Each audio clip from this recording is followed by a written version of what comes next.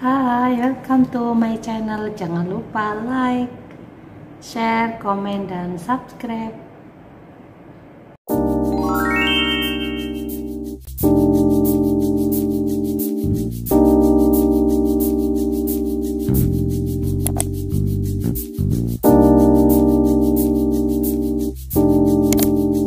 Assalamualaikum warahmatullahi wabarakatuh. Saya Sohihatul Mawadah, dosen Prodi Ekonomi Islam, akan menyampaikan materi tentang monopsoni, salah satu materi dalam mata kuliah Ekonomi Mikro Syariah. Silakan simak. Hal yang akan disampaikan pada materi kali ini adalah tentang pengertian monopsoni, lalu bagaimana kekuatan pasar monopsoni itu, lalu bagaimana faktor terbentuknya pasar monopsoni, bagaimana ciri-ciri pasar monopsoni, apa kelebihan dan kekurangan monopsoni, serta apa saja larangan dalam kegiatan pasar monopsoni. Tentunya setiap pasar itu ada hal yang baik dan buruknya, begitu ya. Jadi ada kelebihan kekurangan, juga bagaimana larangan-larangan dalam pasar monopsoni yang kalau sudah tahu diharapkan tidak akan dilakukan. Kemudian berikutnya akan membahas tentang contoh pasar monopsoni. Nah, yang terakhir, karena kita kuliahnya di UIN Wali Songo Semarang ya, jadi ada monopsoni perspektif Islam. Yang pertama dibahas adalah tentang pengertian atau definisi pasar monopsoni. Pasar monopsoni adalah suatu kondisi yang mana suatu perusahaan atau bisnis atau individu menguasai penerimaan pasokan atau menjadi satu-satunya pembeli atas suatu produk, barang atau jasa yang ada di suatu pasar komoditas. Jadi dalam pasar monopsoni itu ada keadaan di mana perusahaan atau bisnis atau individu itu menguasai penerimaan pasokan. Dia menguasai dan pembelinya itu dia menjadi satu-satunya pembeli. Tidak ada pembeli lain sehingga dia menguasai pasokan. Itulah pengertian dari pasar monopsoni. Pengertian lain yaitu monopsoni adalah suatu bentuk pasar yang di dalamnya hanya ada satu pembeli saja, yang biasanya berupa suatu pelaku usaha yang menjadi pembeli tunggal, sehingga mereka menguasai pasar komoditas. Pembelinya itu cuma satu ya. Kalau di mana-mana kan biasanya pembelinya banyak, penjualnya satu ya. Kalau ini pasar monopsoni ini malahan yang satu atau yang tunggal itu adalah pembelinya. Setelah ini mahasiswa juga bisa menyimpulkan atau mencari beberapa referensi tentang pengertian monopsoni. Jadi tidak hanya terpaku pada pengertian yang saya paparkan di PPT saya. Berikutnya yang dibahas adalah tentang kekuatan pasar monopsoni. Bagaimana kuatnya pasar atau orang ini yang bisa membentuk suatu pasar monopsoni. Pasar monopsoni adalah satu bentuk persaingan yang tidak sempurna, yang mana pasar tersebut belum terorganisir secara baik. Biasanya kondisi pasar monopsoni ini terjadi di beberapa daerah perkebunan dan industri hewan potong ayam, sehingga posisi tawar-menawar dalam harga bagi para petani sangatlah tidak wajar. Artinya ada satu kelompok pengusaha pada pasar ini yang menjadi pengendali pasar tersebut, yang membuat potensi persaingan menjadi kian tidak sehat. Jadi kalau ada peternakan ayam kemudian dijual ke satu orang ya, satu orang sebagai pengepul atau pemasok, kemudian dia nanti memproses ayamnya, kemudian nanti dijual kepada pembeli yang banyak lagi. Tapi utamanya sebelum jadi ayam potong itu kan dari yang masih hidup itu kan memang pembelinya cuma satu, yaitu orang itu saja yang akan menjual kepada orang yang lain gitu ya. Nah, jadi karena pembelinya cuma satu, apa yang dia inginkan itu akan dituruti oleh penjual ya. Karena pasar monopsoni ini kan pembelinya tunggal, jadi tidak ada lagi pembeli lain. Karena pasar monopsoni ini hanya mempunyai satu pembeli dan beberapa penjual saja, maka para pedagang pada pasar tersebut hanya bisa bergantung pada satu pembeli tersebut. Nah, ini kalau tidak ada yang beli, malah penjualnya bingung karena pembelinya cuma dia. Jadi harus memang ada hubungan baik ya antara penjual itu dengan pembeli sebagai pemasok tadi yang disebutkan dalam pasar monopsoni ini. Hal ini terjadi karena beberapa alasan seperti kondisi pasar yang kurang memadai, lokasi yang sulit dijangkau, tingginya biaya operasional, dan lain-lain. Pasar monopsoni ini ada dalam kehidupan nyata ya, perlu diingat. Jadi nanti kalau ada mahasiswa ekonomi Islam yang mau membuat skripsi, angkatlah ini tema pasar monoksoni, tentang harga, tentang jumlah penjual, jumlah pembeli, kemudian mekanismenya sampai terbentuk harga, sampai terjadinya transaksi. Itu kan jarang mahasiswa sekarang mengangkat tentang pasar ya. Mahasiswa ekonomi Islam silakanlah angkat tema-tema pasar monopoli, oligopoli, monopsoni maupun pasar lainnya. Berikutnya yang akan dibahas adalah apa saja faktor-faktor yang mempengaruhi atau yang menyebabkan terbentuknya pasar monopsoni. Jadi seperti yang sudah dibahas sebelumnya, bahwa pasar monopsoni ini terjadi di daerah industri hewan potong atau perkebunan, yang mana para petani tidak memiliki hak dalam hal tawar-menawar harga. Sementara itu beberapa faktor yang bisa menyebabkan adanya pasar monopsoni adalah tidak adanya pembeli yang antusias di pasar tersebut. Ya tidak ada, karena cuma satu orang. Lalu lokasi produsen yang sulit dijangkau, biasanya kan jauh dari peradaban. Kemudian faktor lainnya adalah tingginya biaya operasional. Biaya operasionalnya itu mahal, apalagi dikaitkan dengan lokasi juga, misalnya mau ditujukan kepada lokasi pembeli itu kan jauh, jadi biaya operasionalnya menjadi mahal. Salah satu contoh adanya pasar monopsoni ini adalah pasar sayuran dan juga ternak sapi perah yang pada suatu daerah terpencil dan juga sulit untuk disalurkan ke tempat lain untuk menjual produk tersebut kepada konsumen.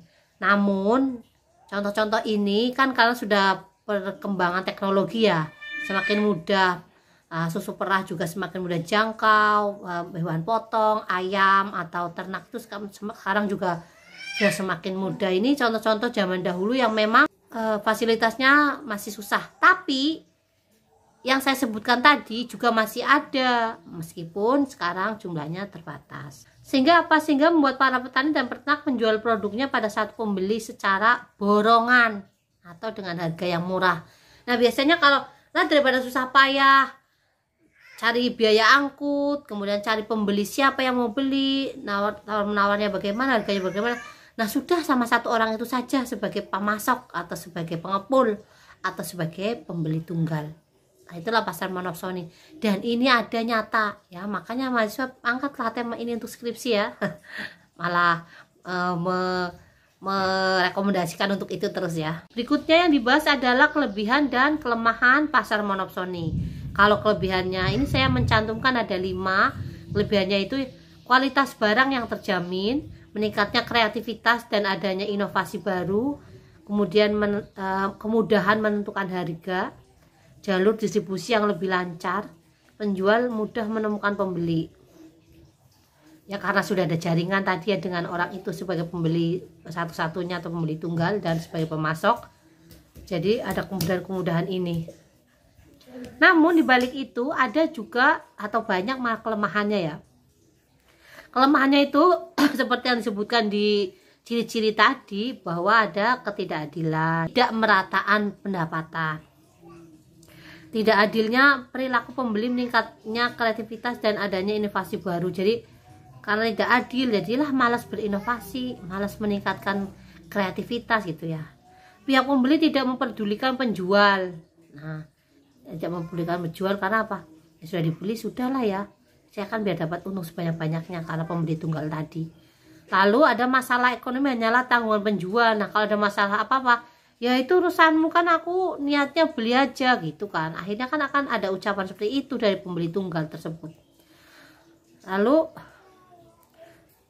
penjual mudah menemukan pembeli. Ini kalau ini kelemahannya, penjual tidak mudah menemukan pembeli maksudnya ya. Mohon maaf koreksi. Ya karena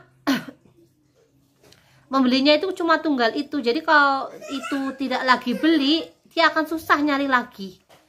Penjual akan susah mencari lagi pembeli pengganti gitu ya.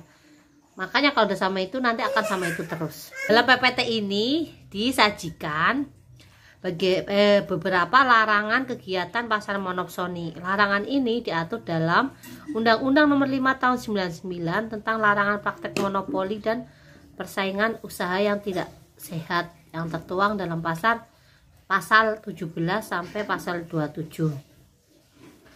Yang bagian pertama itu tentang monopoli. Ini saya skip ya, karena nanti materi tentang monopoli ada sendiri. Jadi ini saya langsung fokus ke monopsoni.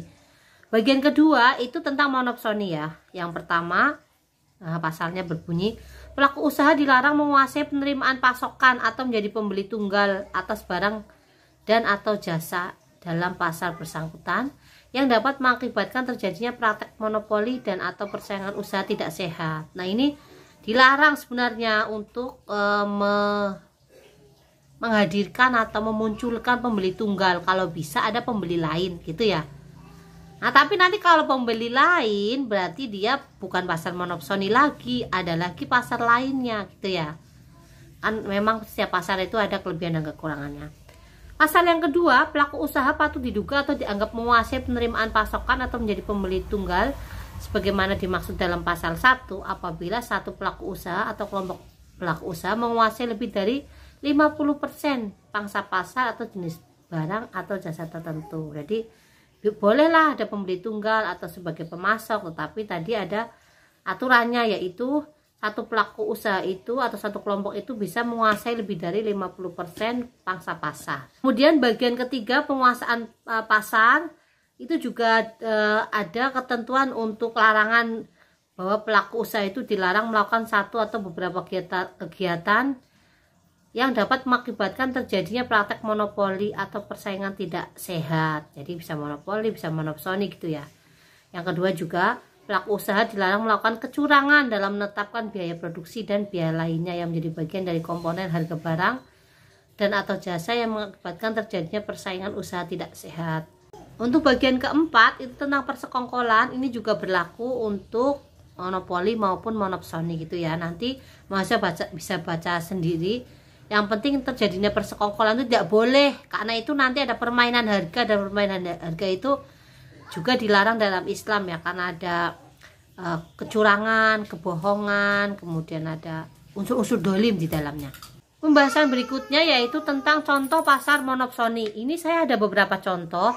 Nanti kalau mahasiswa menemukan contoh lain atau menemukan juga yang contoh jasa ya, tidak hanya produk tapi ada jasa, silahkan. Yang pertama contohnya adalah produsen makanan dan minuman berbahan baku coklat yang membeli biji coklat di berbagai perkebunan. Jadi penjualnya itu petani coklat ya, kemudian pembeli tunggalnya adalah pembeli biji coklat tersebut. Contoh yang kedua yaitu pengusaha ternak atau sapi yang hanya dapat penjual susu sapinya kepada satu pembeli, karena di dalam tersebut hanya terdapat satu pembeli. Nah, ini yang saya contohkan tadi ya.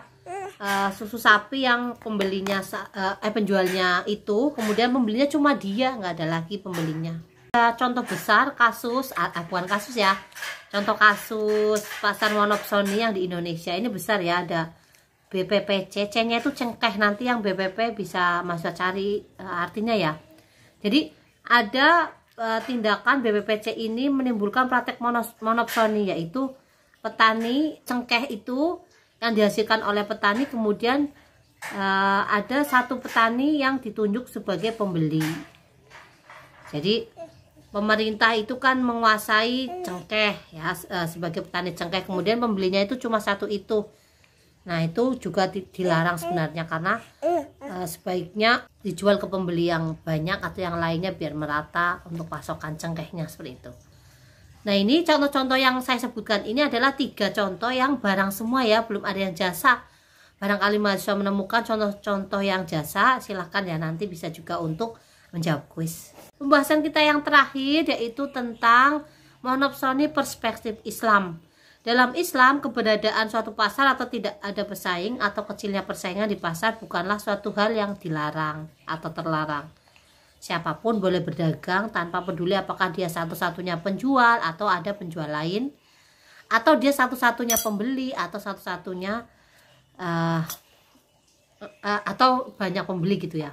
Jadi monopsoni dalam arti harfiah itu boleh-boleh saja, akan tetapi tidak boleh melakukan ihtikar. Ihtikar ya, ihtikar itu menimbun. Jadi tidak boleh menimbun. Ihtikar adalah mengambil keuntungan di atas keuntungan normal. Jadi kan biasanya menimbun dulu, setelah ditimbun baru dijual dengan harga tinggi begitu ya. dengan cara menjual lebih sedikit barang. Ia akan ditimbun dulu baru dijual. Ketika barang sudah tidak ada, kemudian dijual dengan harga tinggi. Di zaman Rasulullah juga salah satu cara melakukan itikar adalah dengan cara menimbun agar harga naik akibat kelangkaan. Itu tidak boleh ya, baik pasar monopoli, monopsoni, oligopoli. Kalau menimbun itu tidak boleh. Itikar diharamkan dalam Islam sesuai dengan hadis Rasulullah, di antaranya pada Quran surat Al-Hasyr ayat 7, Al-Maidah ayat 2, dan Quran surat Al-Hajj ayat 78. Jadi memang dilarang. Nah, mahasiswa juga harus bisa membedakan mana-mana yang menyimpan untuk stok, mana-mana yang menimbun, kemudian mana-mana yang masuk ke strategi pemasaran, mana-mana yang mendolimi dengan cara menimbun atau itikar tersebut ya. Nanti mahasiswa juga akan mencari jawabannya, ini akan saya berikan kuis, kemudian bisa diskusikan lagi di kelas. Demikian tadi pembahasan tentang pasar monopsoni. Jika ada yang kurang paham atau belum dipahami atau ingin didiskusikan, bisa diskusikan di kelas. Demikian penjelasan dari saya, semoga memahamkan, semoga bermanfaat untuk kita semua. Wallahul muwaffiq ila aqwamit thoriq. Wassalamualaikum warahmatullahi wabarakatuh. Bring it back, this song's dance. Let's